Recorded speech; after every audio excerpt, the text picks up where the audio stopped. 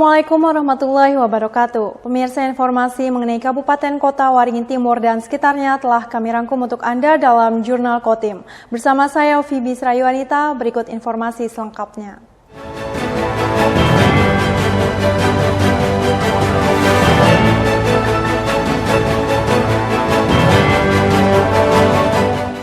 Komisi Pemilihan Umum Kabupaten Kota Waringin Timur bersama anggota kelompok penyelenggara pemungutan suara lakukan penanaman bibit pohon. Langkah ini sebagai upaya mengembalikan banyaknya kertas yang digunakan sebagai logistik pemilu 2024. Menyadari banyaknya kertas yang digunakan sebagai logistik pemilu 2024, KPU Kota Waringin Timur melakukan penanaman bibit pohon. Penanaman bibit pohon juga diikuti oleh 8.183 anggota KPPS yang bertugas di 1.169 TPS. Ketua KPU Kota Waringin Timur Muhammad Rifki mengatakan, penanaman bibit pohon dilakukan sebagai upaya dalam mengembalikan banyaknya kertas yang digunakan pada logistik pemilu. Sebagian besar logistik pemilu 2024 dibuat dari bahan dasar kertas, mulai dari surat suara, kotak suara hingga bilik suara, termasuk pula sejumlah logistik pemilu lainnya. Dengan tingginya keperluan kertas pada logistik pemilu, maka kebutuhan akan bahan baku kertas yang terbuat dari pohon juga tinggi. Melalui penanaman pohon diharap dapat mengembalikan banyak pohon yang digunakan sebagai bahan dasar kertas. Dalam proses pemilu tahun 2024 ini banyak kertas yang diperlukan untuk proses logistik. Baik dari surat suara, kotak suara, bilik suara, hampir semuanya adalah berbahan dasar kertas. Tentu kebutuhan kertas yang sangat tinggi itu bahan baku yang diperlukan juga banyak. Nah, karena itu melalui penanaman pohon ini minimal ini merupakan ikhtiar atau upaya dari KPU kita mengembalikan banyaknya logistik dari berbahan kertas dengan aksi penanaman pohon seluruh Indonesia. Setiap KPPS 1 orang pohon yang ditanam, sehingga nanti diharapkan dalam sekian tahun ini akan mengembalikan pohon-pohon di Indonesia. Kemudian juga secara kualitas udara juga bisa baik ketika memang awalnya banyak yang digunakan untuk kebutuhan kertas diganti oleh KPU dengan aksi penanaman pohon. Penanaman pohon ini juga diharapkan dapat memperbaiki kualitas udara melalui oksigen yang dihasilkan, setelah sebelumnya banyak pohon yang digunakan untuk membuat kertas sebagai bahan logistik pemilu.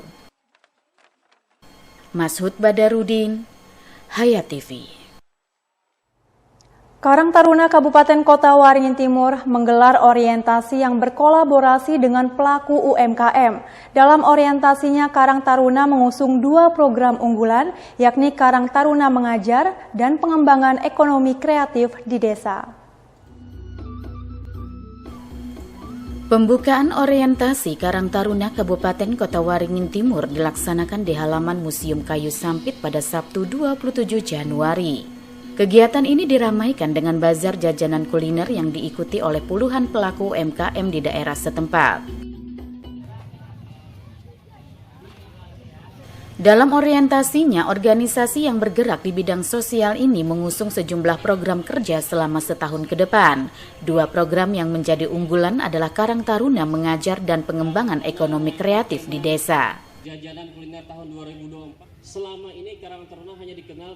Ketua Karang Taruna Kota Waringin Timur Gazabal mengatakan, program Karang Taruna Mengajar tercetus karena banyaknya ditemukan anak atau remaja putus sekolah di desa.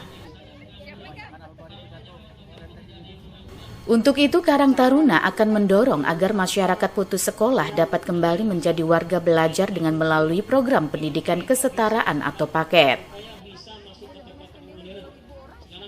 Sementara untuk program pengembangan ekonomi kreatif, Karang Taruna akan membuat website yang digunakan pelaku UMKM dalam memasarkan produknya, sehingga produk UMKM khususnya yang ada di desa dapat semakin dikenal luas. Salah satu permasalahan sosial yang di Kotim adalah karena banyaknya angka putus sekolah yang ada di Kotim. Kemudian kita terbesit untuk melakukan kegiatan yang mana supaya kawan-kawan yang ada di desa kecamatan itu mendorong masyarakat ataupun pemuda yang putus sekolah untuk kembali menjadi warga belajar, menempuh sekolah paket agar supaya mereka itu mendapatkan pendidikan kesetaraan. Ekonomi kreatif itu pertama kita sudah sebutkan tadi bahwa kita akan membuat website Karang Taruna Kotim. Di situ kawan-kawan di desa, kecamatan maupun dalam kota sendiri bisa memasarkan produk-produknya melewati website kita itu, dalam artian memudahkan mereka membranding, mempromosikannya, tidak hanya sifatnya tatap muka atau selain sebagainya, tapi bisa menggunakan media online. Melalui orientasi tersebut, berbagai program kerja Karang Taruna akan disampaikan kepada seluruh pengurus Karang Taruna, kecamatan hingga kelurahan dan desa, dengan harapan program kerja yang direncanakan bisa terlaksana dengan baik. Mashud Badarudin, Hayat TV.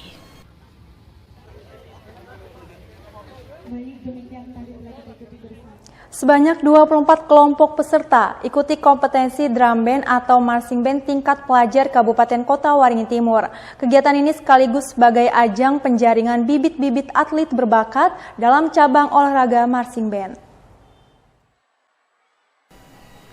Mentaya Marching Band Competition atau MMBC tahun 2024 digelar Dinas Pemuda dan Olahraga Kota Waringin Timur bersama Asosiasi Pelatih Marching Band setempat.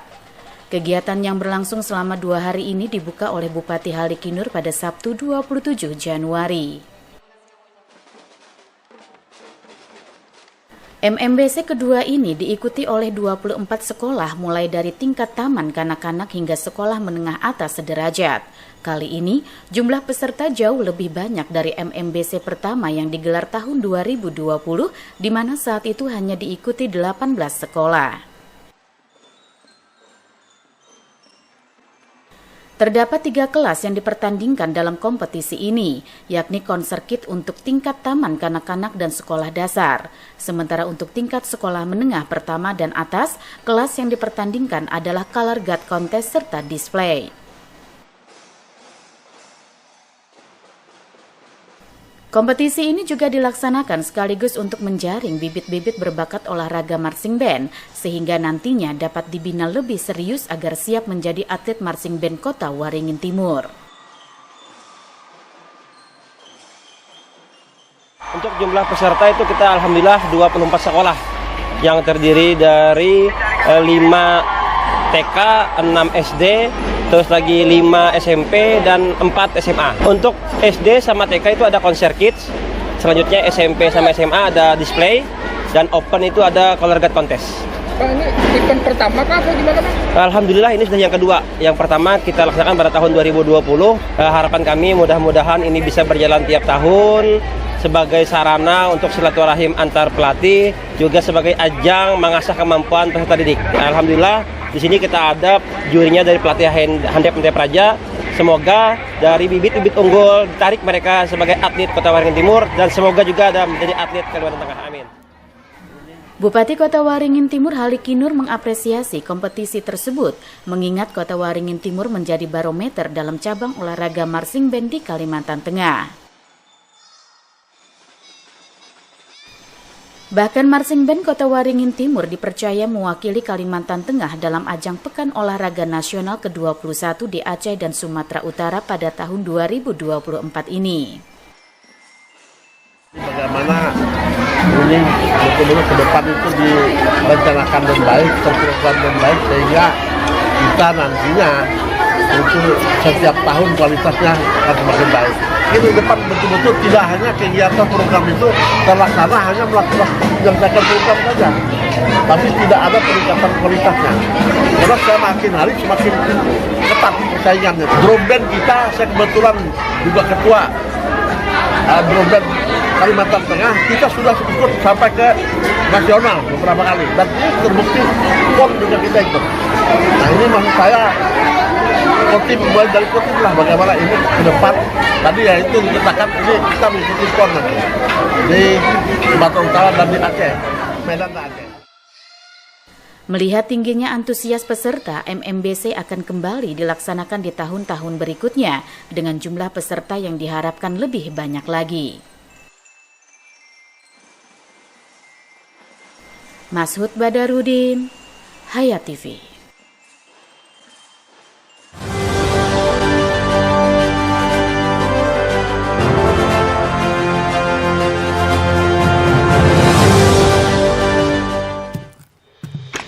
Pernahkah Anda membayangkan rumah impian Anda yang kokoh, tahan lama, dan inovatif? Harapan Baja Sampit menghadirkan solusi konstruksi modern yang kokoh dan efisien untuk setiap proyek bangunan Anda. Jaringan dari pabrik kami dirancang untuk memberikan keamanan maksimal dengan teknologi terkini dan tenaga ahli yang berpengalaman. Harapan Baja Sampit menghasilkan baja ringan berkualitas tinggi yang tidak hanya tahan terhadap cuaca ekstrim, tapi juga memberikan fleksibilitas desain tanpa batas. Hanya di Harapan Baja Sampit menjual baja ringan, seng, dan galvalum dengan pilihan ketebalan dan panjang sesuai kebutuhan Anda. Harapan Baja Sampit memberikan inovasi, kekuatan, dan keandalan untuk setiap struktur bangunan impian. Jika Anda sedang merencanakan proyek rumah, gedung komersil, atau infrastruktur skala besar, Harapan Baja Sampit siap menjadi mitra terpercaya Anda. Hubungi kami hari ini dan lihatlah bagaimana kami mengubah konsep menjadi kenyataan.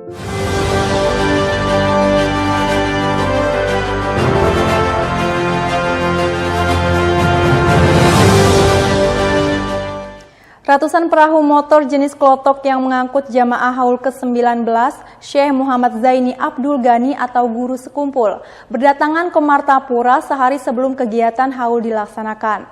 Kedatangan rombongan jamaah haul melalui jalur sungai ini semakin bertambah hingga haul umum Minggu 14 Maret 2024.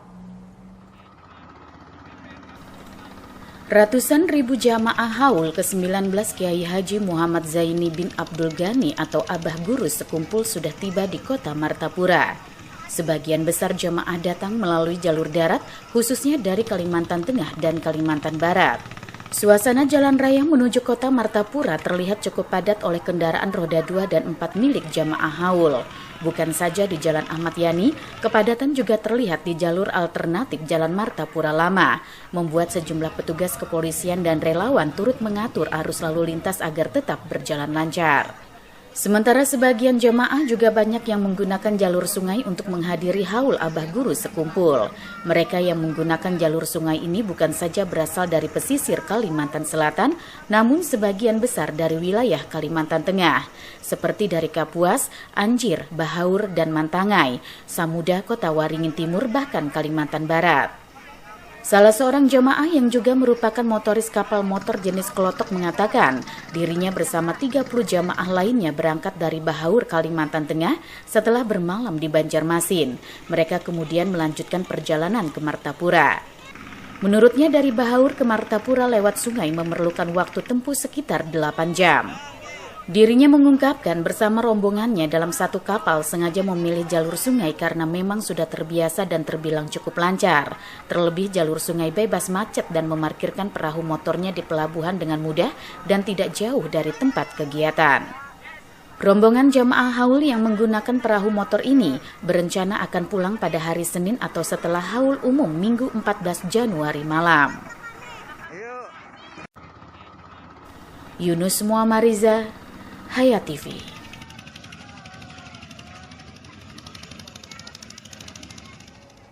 Banyaknya jemaah yang melalui jalur sungai membuat panitia haul juga menyediakan posko di beberapa kawasan untuk memberikan pelayanan maksimal kepada para jemaah. Salah satunya posko terapung zona air relawan Abulung Keramat, Desa Sungai Batang, Kabupaten Banjar.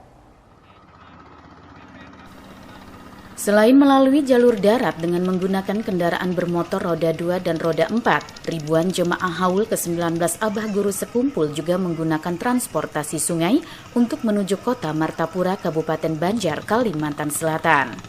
Banyaknya jemaah yang melalui jalur sungai membuat panitia haul juga menyediakan posko di beberapa kawasan untuk memberikan pelayanan maksimal kepada para jemaah. Salah satunya seperti yang terlihat di posko terapung relawan Abulung Keramat, Desa Sungai Batang, Kabupaten Banjar. Lokasinya tepat berada di pinggir Sungai Martapura dekat makam Syekh Abdul Hamid Abulung atau Datu Abulung. Didirikannya posko terapung ini menurut koordinator posko terapung relawan Abulung Keramat Isroni adalah untuk melayani jemaah yang menuju Sekumpul menggunakan angkutan sungai. Pihaknya juga melayani jemaah yang melalui jalur darat usai ziarah di Kubah Kiai Abulung. Posko di jalur darat tersebut berdampingan dengan posko terapung yang ada. Dari pantauan di Posko Abulung Keramat Sungai Batang ini, pihak posko selain menyiapkan tempat istirahat, juga disediakan makanan berupa nasi dan makanan ringan, minuman, serta toilet bagi jemaah yang melewati alur Sungai Martapura. Yunus Muammariza, Hayat TV.